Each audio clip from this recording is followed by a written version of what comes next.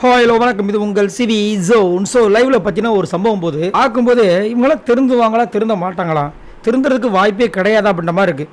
ஏன்னா விஜய் பார்வதி இந்த வாரம் முழுக்க பார்த்தீங்கன்னா சூப்பராக பண்ணிகிட்டு இருக்காங்க. நிறைய பேர் வந்து என்னங்க விஜய் பார்வதியை பற்றி நல்லாவே சொல்கிறீங்கன்றாங்க. நல்லது பண்ணால் நல்லது தானே சொல்ல முடியும். இப்போ போன வாரம் வந்துட்டு பார்த்தீங்கன்னா ரொம்ப ஒஸ்ட்டாக பண்ணாங்க. ஏன் இந்த வாரம் ஸ்டார்டிங்கில் வந்துட்டு திவ்யா கிட்ட ஒஸ்ட்டாக தான் பிஹேவ் பண்ணாங்க அந்த மைக் இஷ்யூவில். அதை நம்ம சொன்னோமே, சொல்கிறத சொல்லிட்டு தான் இருக்கும். ஒரு சில பேருக்கு வந்துட்டு பிடிக்கலன்னா நம்ம ஒன்றும் பண்ண முடியாது. ஏன்னா ரிவ்யூ அப்படி தான் இருக்கும். இப்போ பார்த்தீங்கன்னா இந்த வார டாஸ்கில் வந்துட்டு சூப்பராக விஜய் பார்வதி பண்ணிகிட்டு இருக்காங்க. அது நிறைய பேருக்கு வைத்தறிச்சலாக இருக்குது.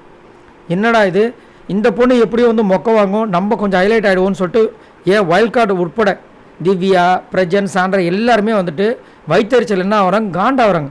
இவங்க தான் காண்டாகிறாங்க. பார்த்தா ஆல்ரெடி இருக்கிற அன்புகங்கள் இருக்கிறவங்களாம் நிறைய பேர் வந்து குறிப்பாக பிரவீனுக்கு எரியுது. அதை நிறைய இடங்களில் பார்க்கலாம். கெமிக்கு எரியுது.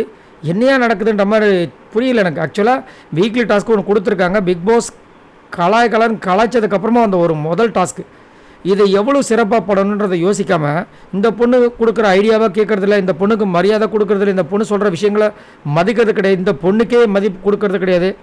இப்போ என்னடான்னா நைட்டு என்ன பிரச்சனை நடந்துச்சுன்னு நம்மளுக்கு தெரியும். ஏன்னா சாண்ட்ராவும் பிரச்சனும் அந்த அளவுக்கு வந்துட்டு போட்டு வெளியில் இழுத்து விட்டாங்க நம்ம திவாகரை. அந்த விஷயங்களை பற்றி எதுவுமே தெரியாமல் இவர் வந்துட்டு இப்போ சொல்கிறாரு, நீங்கள் வந்துட்டு இருந்தாலும் திவாகரை வந்து மாற்றிருக்கக்கூடாதான். எது திவாகரை மாற்றிருக்கூடாதா? திவாகரை மாற்றக்கூடாதுன்னு இப்போ முதலேருந்து சொல்லிட்டு இருந்தாங்க. மாற்றணும்னு சொன்னது சபரியை போய் கேட்பாராம். அங்கே கேட்காம இங்கே வந்துட்டு நீங்கள் வந்து பண்ணியிருக்கக்கூடாது. அது எப்படி ஒரு இடத்துலேருந்து இன்னொரு இடத்துக்கு நீங்கள் இப்போ அவரோட ஃப்யூச்சரே ஃப்யூச்சர் போச்சா இன்னும் உடனே அந்த பொண்ணு கேட்டுச்சு. அப்போ ஏன் ஃப்யூச்சர் போச்சு அதை பற்றி யாருமே யோசிக்கவே இல்லை.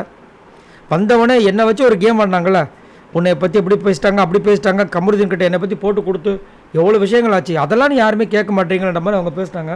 பட் என்னை பொறுத்த வரைக்கும் விஜய் பார்வதி கரெக்டாக தான் சொன்னாங்க. சபரி தான் என்ன பண்ணிட்டாப்புல, இவரை தூக்கி ஸ்டாச்சுவாக போட்டு சாண்ட்ரா கிட்ட பேசி பார்த்தாரு, பேச முடியல. அவங்க முடியாதுன்னு அசால்ட்டாக உட்காந்துட்டாங்க. இவர் வந்து திரும்ப உட்காந்து காலில் விழுந்து, அதை காலில் விட அது குறையா உட்காந்துக்கிறார். கால் முன்னாடி வந்து உட்காந்து நீங்கள் தான் பண்ணணும் ப்ளீஸ் கெஞ்சுறாரு. அதே மாதிரி சபரி பார்த்தீங்கன்னா எஃப்ஜே போனால் வெளியே போகிறாரு, டே ப்ளீஸ் வாடான்றாரு. கமருதீன் வெளியே போகிறாரு, கமருதீன் வா ஒரு நிமிஷம் வா எனக்காக வா கமருதீன் வா அப்படின்னு சொல்லிட்டு இங்கேருந்தே கூப்பிட்றாரு. என்ன நடக்குது இதெல்லாம் யார் கண்ணுக்கு தெரிய மாட்டேது, போய் கேட்க மாட்டாங்க. அவங்க அப்படி பண்ணி அவங்களுக்கு நல்லா தான் தெரியுது. அதாவது பிடிச்சவங்க எது பண்ணாலும் சரியாக தான் தெரியும், பிடிக்காதவங்க எது பண்ணாலும் கைப்பட்டா குத்தம் கால்பட்டா குத்தன்ற மாதிரி விஜய் பார்வதியை போட்டு கலாய்ச்சிட்டு இருக்காங்க. பட் இந்த வாரம் உண்மையிலே நல்லா தான் பண்ணிகிட்ருக்காங்க. அதே மாதிரி அவங்களால முடிஞ்ச வரைக்கும் இந்த இஷ்யூவை சால்வ் பண்ண தான் பார்த்தாங்க. அங்கே பேசவும் மாட்டுறாங்க அங்கே. அப்போ அவங்க என்ன பண்ணுவாங்க, இதில் நடுவில் வேறு திவ்யா வேறு வந்து தூம் தக்கன்னு சொல்லிட்டு குதிச்சுக்கிட்டு இருக்காங்க. சரி, நீங்கள் உங்களோட கருத்தை சொல்லுங்கள். இப்போ எப்படி ஆகிடுச்சுன்னா விஜய் பார்வதியை சுற்றி எல்லாருமே எதிர்க்கிற மாதிரி இருக்குது. இதை பற்றி என்ன நினைக்கிறீங்க? மறக்காமல் கமெண்ட்ஸ் பண்ணுங்கள். பாய் நண்பர்களே.